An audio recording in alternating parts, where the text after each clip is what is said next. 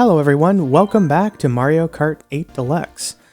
So today, who should we race as? Last time we did Yoshi.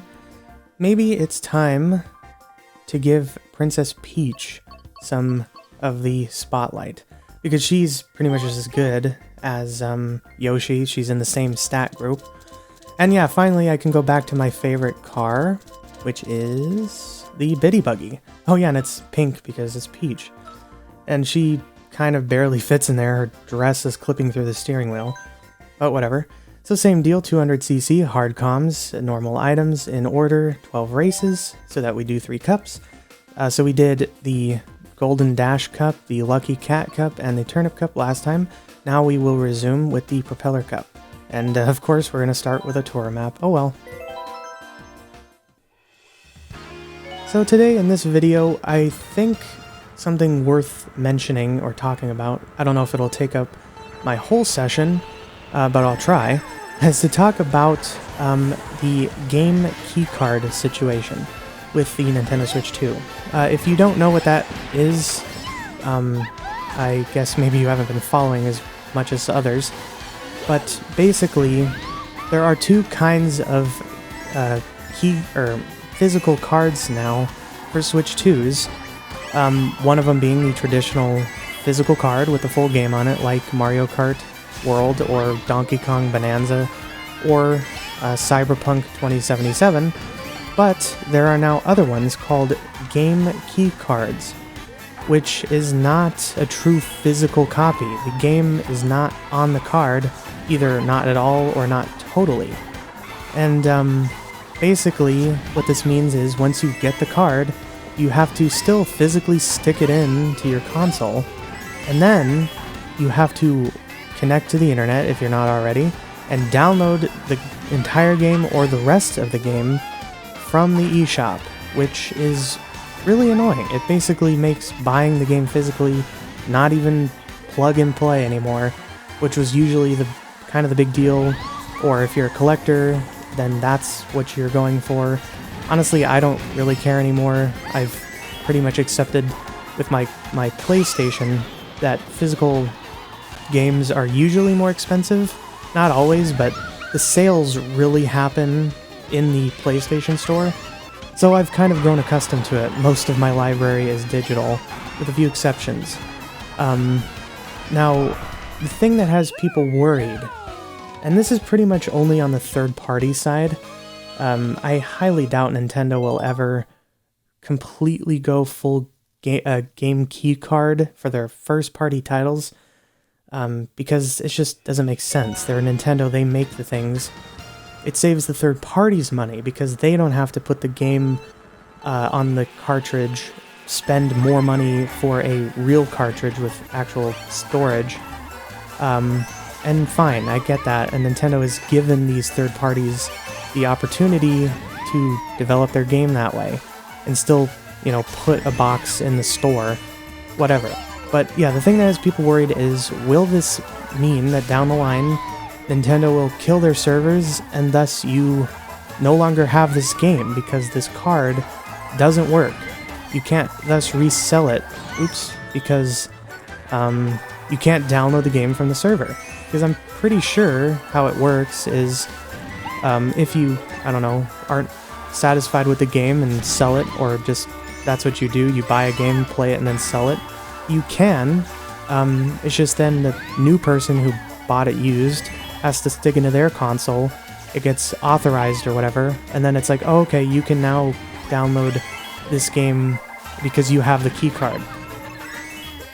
So yeah, that means, theoretically, without a server, the game card is completely useless. But my argument is, and I don't know this, of course, geez, how many times are you guys gonna hit me? That Nintendo will never kill the Switch or the Switch 2 servers, because this is like their big console. Oh no, not even gonna get first.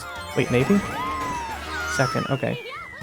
The Switch and the Switch 2 are like their big console, and maybe you could argue, well, the Wii U, well, no it wasn't.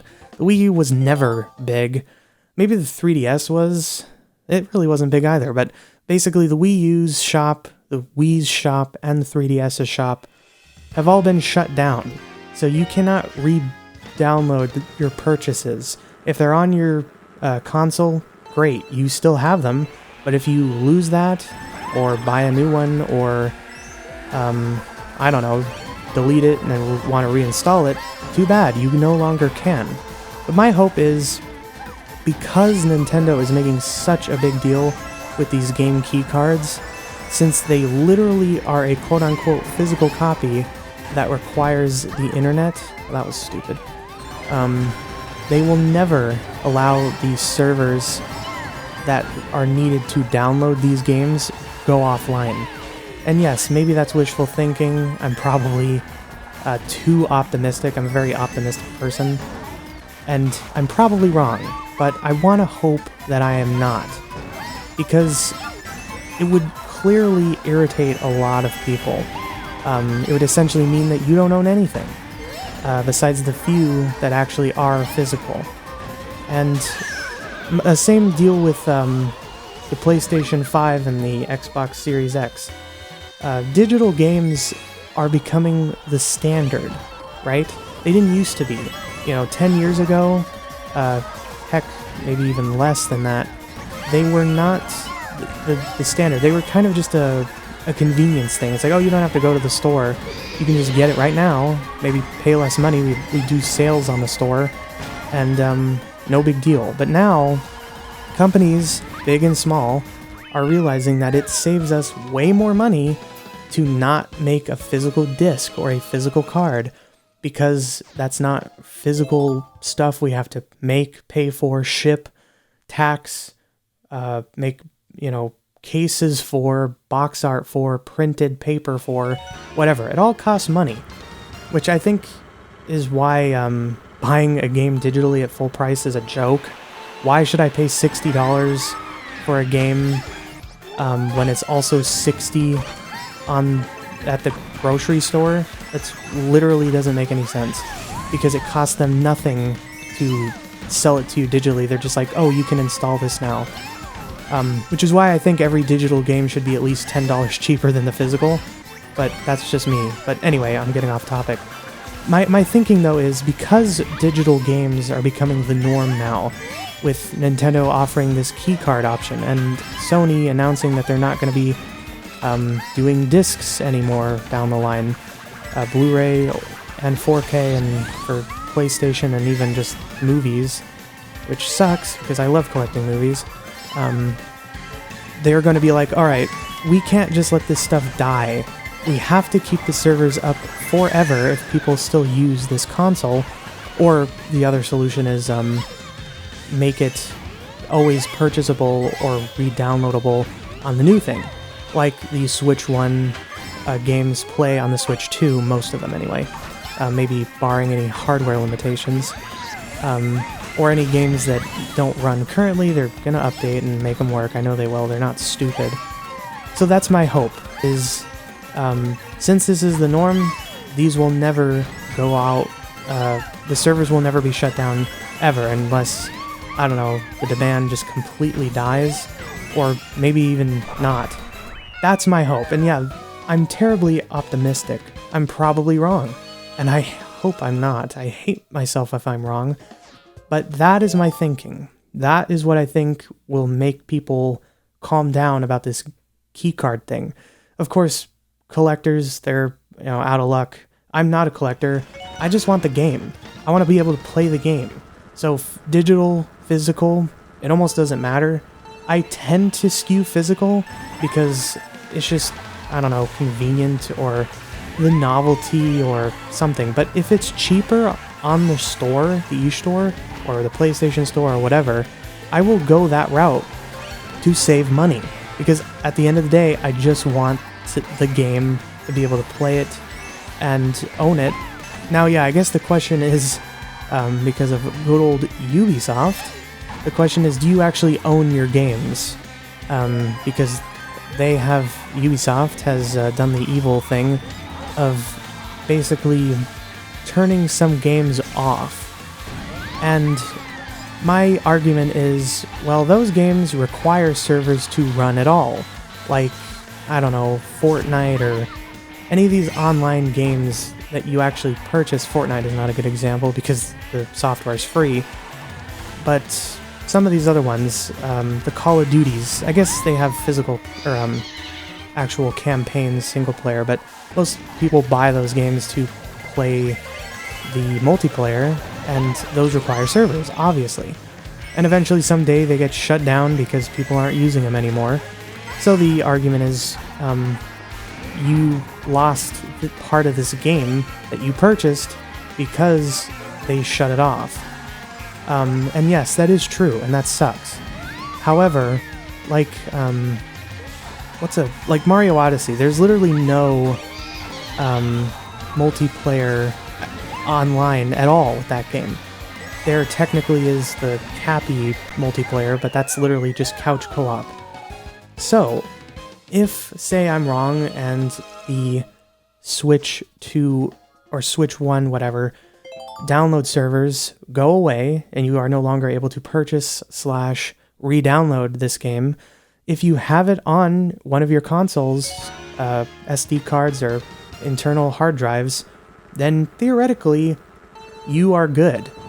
Of course, if it's broken, corrupted, or stolen, then you're out of luck. But until then, or may it never happen, you still have that game. It'll never just be like, oh, Nintendo, Nintendo's gonna say, rather, we're just gonna delete this game from your library because we feel like it. I don't think that could ever happen. So technically, like for example, the Wii store has been shut off for years. Oh, I got myself. That's stupid. And you can no longer use it, you can't buy anything, and if you bought something, you can't re-download anything, which is a real shame. I have purchased Ocarina of Time and Paper Mario, and that's it. I still have those. They're on an SD card that's in my Wii, and technically, or theoretically, I will never lose that because I have it on my hard drive, or my SD card, or whatever. So, I still own the game, even though I can't buy it again or re-download it again. If I get a new Wii, or delete it, which I would never do, then I'm out of luck. But until then, I still own the game. So that is technically the fallback. The difference being with game key cards is that it doesn't technically... I mean, it does download onto the console. It doesn't, like, install it on the SD card, the cartridge, because that would be... It would still require a higher-end cartridge card. I guess they are SD cards, whatever. And that would make them, cost more money, blah, blah, blah. But if you sell it to someone else, and then their servers are down and they can't reinstall it, then they are out of luck. With a digital copy, you can't resell a digital copy. It's installed on your device, and it's part of your account. I guess the best you can do is share it with Nintendo's new Game Share, which is questionable, whatever. But that's still, it's not the same thing as reselling. You can't make money doing that. I mean, I guess you could charge your friends rent to lend a game, which is a pretty evil move, but whatever, to each their own. But my point is, yeah, the game keycard could potentially be unresellable because the servers go down.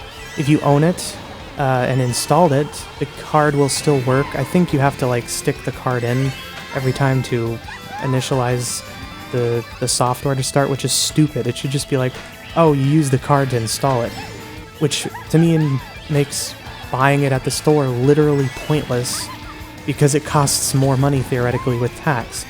I do know some countries are still taxed with digital purchases on stores, which I think is literally ridiculous. It requires no person to let you buy it. I mean, I guess people maintain the servers or whatever, but that's ridiculous. You should not be taxed on a digital purchase.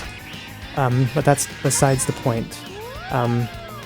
Basically, yeah, again, sorry, I'm all over the place. The keycards, I think, are worse overall than buying the game just straight from the eStore.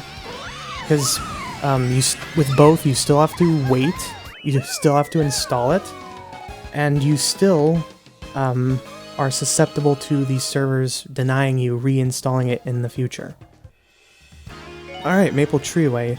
Another great classic from Wii, Mario Kart Wii. So yeah, anyway, to sum it up, I think Nintendo is smarter than we give them credit. They're never going to let the game keycards be obsolete. And same goes for all future digital purchases straight from the eStore, simply because this is becoming the new standard.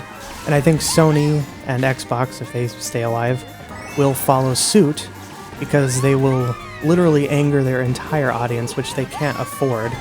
I'm sure lawsuits will start. I mean, Ubisoft already had one because they tried to take away that one racing game. And the people won, kind of. The game's still gone, but they sort of promised that they won't do that again. I guess we'll just have to wait and see. But again, because Sony is ditching discs, probably Xbox is, and my Nintendo is not exactly ditching physicals. They still are, obviously, with their own games, but they're, you know, encouraging third parties to, you know, say, hey, just make a key card, it saves you money, we don't care. That being the standard now, companies are not just going to let you be unable to reinstall your games for either ever or for a very, very long time, like generations down the line. I know the Wii U, the Wii, and the 3DS were technically only 2 generations-ish, 2 to 3 generations ago. But like I said, digital editions of games were not the standard by any means. It was... Oh, come on, Wario. Jeez, how are you so close? It was really just a convenience thing. Maybe there were some games you could only buy digitally, like old games, like on the Wii, the Virtual Console, they called it. And that sucks. You can't get those games anymore if you want to reinstall them. But right now, if you have it on your console, you're fine. But again, because it's now the standard across all these companies, I don't think they're going to let it happen again. I know I've pretty much repeated that 10 times now, I'm sorry. But racing and commentating is difficult. So that is my theory. Will I be right? I hope so. Maybe not. I'm not even going to say probably not, because I have a strong belief that I will be right. But enough about that. I guess the game keycard thing is rather negative, and I want to try to keep things positive. Oh, stupid car. Why'd you go all the way to the left? Oh, whatever. Another tour map here, among the ones I don't like. I think the song is pretty great, but that's not enough to make a course great. So anyway, but actually one more thing about the game keycards is, it seems like a lot of companies, third parties, are opting not to use physical cards, Cyberpunk being one of the few who have, which people are praising them for, and maybe will make other third parties say, alright, maybe it is worth the money. But a lot aren't. And to a degree, I think that's fine and fair. Like, small companies that make certain games, like, I don't know, Celeste, Moon Rider or Moonlighter, I don't remember what it's called. Heck, even Enter the Gungeon, whatever. For now, those have literally only been on the eStore, or at best, a code in the video game section of a store.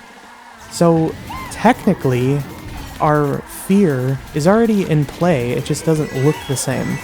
Bigger games like, yes, Cyberpunk, Split Fiction, Street Fighter, that have actual physical copies on PlayStation and Xbox, choosing to do keycards is a bit of an insult, because they've already done it. They've already spent the money to make a true physical copy that installs onto those consoles, but they've chosen to take the cheap route for the Nintendo Switch 2. But none of the other smaller ones were able to before. They just didn't because they couldn't afford it. They're small. So they, take the cuts that Nintendo takes from selling on the e-store, and of course, publishing costs and whatever development, whatever they got to pay their people. And that was it. But now, this could offer an extra option for those small devs to have their game on the store shelf, which I think is cool. It's not the best. We don't really want to do that. We want an actual physical. But if it gives some people the box and they want it, then good for them. I just don't think it's going to be the main way people buy games digitally because of the limitations there are. I literally think that buying a game from the e-store is better in every way because of potentially saving you money on tax, and also not something to lose. Yeah, that's another thing to think about, right? I think, and I'm not certain, I could be wrong, but I think every time you intend to play a game that is a key card, you have to have the card in your console for it to check that you own it. I could be wrong, and I hope I'm wrong, because that would be really stupid. But thus it means that your digital copy is just as losable as a physical one. So you literally have all the downsides of a digital and a physical with no upsides. Besides, I guess, if you want another box on your shelf. And high five Luigi, always try to do that on this course. So yeah, that's something else to think about. I don't know, maybe I'm wrong, because Nintendo just did the virtual game cards thing, which might even allow you to make your actual double lightning, wow, okay. Allow your actual physical games to be played without them in the console. I'm not sure, I haven't messed with it, I didn't see the point. I didn't want to fill up my hard drive for no reason. Since we need to transfer everything to the Switch 2 in less than a month. So, but maybe if that's the case, then I guess then it's no big deal. The only point of the keycard is to install it, which is still stupid. If I can just buy it on the store, I'm just going to buy it on the store. But anyway, enough about that. We're playing Mario Kart. So yeah, we're actually almost done. I think this is the 11th. This is another one of the unique courses that came with the DLC. Like, unique as in it was new to Mario Kart as a whole. It wasn't a redo, like most of them are, from either Tour or the previous main games. And this one's pretty good. I don't think it's great, but the whole Christmas theme is pretty, and it uses anti-gravity pretty well over there. And I'm all for new ones.